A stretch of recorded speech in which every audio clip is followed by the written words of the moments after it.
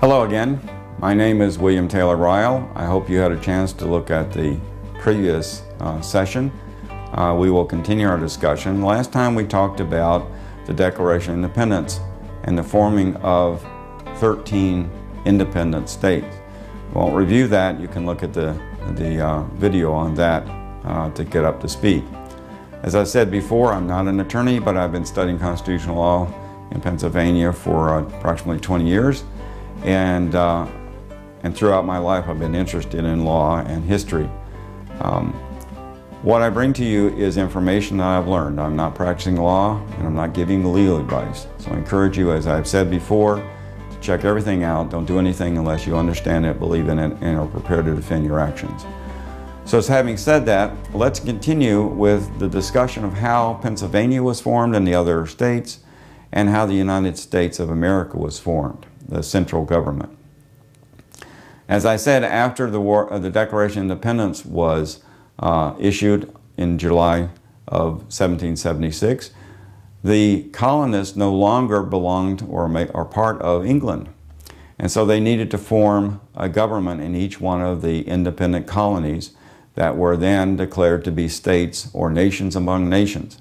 So the framers, or the founders who were in the Continental Congress, went back to their states and created constitutions, or adopted the charter that they had gotten from England as their constitution. Pennsylvania wrote a completely new constitution. And on September 28, 1776, the Constitution, the first constitution for Pennsylvania, was signed into law and became the founding document for the state of Pennsylvania. So our state became officially a state on September 28, 1776. The other states did the same thing. And so we had 13 independent nations that had either constitutions or had adopted their charters as constitutions for the original states. In 1777, they decided they needed to combine together for a central government, a very weak government, and they formed the Articles of Confederation. And they were adopted in 1781. And so we had a United States of America officially in 1781. The Treaty of Peace was signed in 1783, and so the war was over. And now the United States of America and these 13 states were recognized in the world as being states. England recognized them. And so the Articles of Confederation didn't work very well. They were, in fact, a good composite of what men knew at the time. And keep in mind that the state governments were unique on the earth at the time. They were, in fact, governments created of, for, and by the people, as Lincoln said in the Gettysburg Address. So what we need to keep in mind is that the states created this confederation in 1781 and then met in Philadelphia in 1789 to create a better union, because the Articles of Confederation had some very serious problems. There had to be a unanimous decision among all the states to make a change. There was no way of collecting money, to just mention a few. There wasn't any way of enforcing the central government's requirements.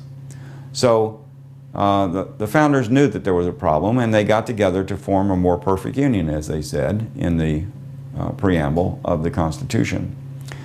They were supposed to amend the Articles, but it became evident very clear immediately that they weren't going to do that, couldn't do it. And they created a new Constitution. And that Constitution was written, and the rules were followed to change the Articles of Confederation. And the new Constitution was issued in 1787, and it went out to all the 13 states. Now, in making that Constitution, there were a lot of opinions, and there were a lot of compromises. And one of the compromises was it only required 9 of the colonies, not all 13, to ratify the Constitution or any changes to it. And so as the colonists began to look at, or the new state citizens in the 13 states began to look at this, and the legislatures of those states, they had a lot of problems with it, because Alexander Hamilton had said we don't need a Bill of Rights or a Declaration of Rights in the federal Constitution. That's done by the states. And if we don't put everything down, then it'll be misunderstood and so forth. So there's a lot of arguments not to do that. Now keep in mind that Hamilton and Jay and Madison and others wanted a strong central government. Thomas Jefferson, Patrick Henry, and others who were more locally oriented didn't. And frankly, the design was toward a non-central government.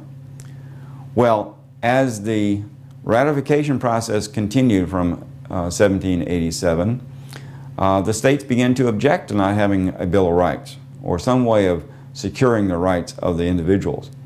And there were over 100, I think 130, I'm not sure on the number, of amendments that were submitted if in fact the states were going to ratify it. Washington guaranteed the states that if they ratified it, the first thing they would do would make a Bill of Rights.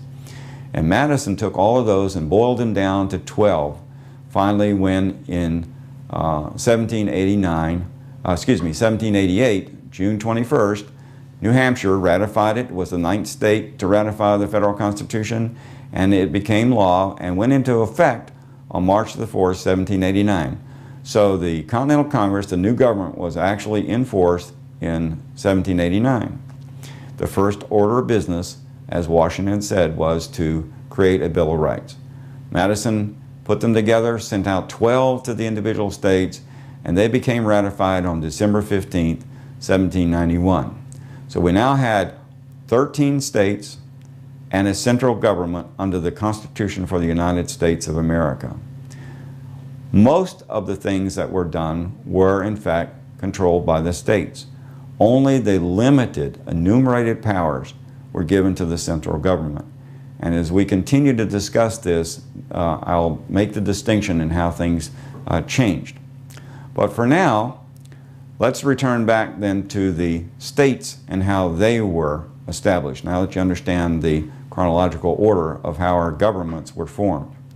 As I said, the state governments and the people retained most of the authority. The central government was in fact limited. And in Pennsylvania, the Constitution of 1776 was quite unique. It had a unicameral, that is a one-body General Assembly, an advisory council to the governor, and then the governor. And that document is very well laid out, and there's a lot of information that we can learn from looking at the 1776 Constitution, and over time we'll do that. The Pennsylvania Constitution was ratified, as I said, on September 28, 1776, and the way it was to be changed was by calling a council of censors, which were made up not of the legislators but of individuals elected in each of the counties and the cities, to get together every 7 years. The first year, they could review everything in the Constitution, and then within 2 years they could call for a convention that would change the Constitution, and then after that 2-year period, no changes to the Constitution will be made for another 5 years.